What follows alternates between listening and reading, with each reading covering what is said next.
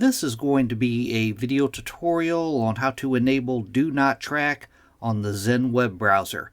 I will be using a desktop PC for this. Let me jump over to my browser here. I have the Zen Web Browser opened up now. To enable Do Not Track, it's very easy to do. First thing you want to do is open up Settings.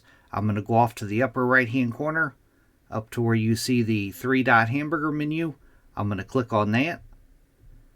Then I'm going to go down to where it says Settings and click on Settings.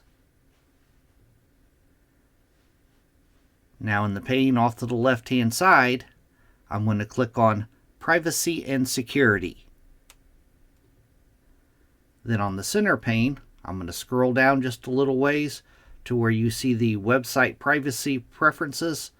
And the second thing down, send websites a Do Not Track request. If you put a check mark in here, that sends websites a Do Not Track request. Thanks for watching.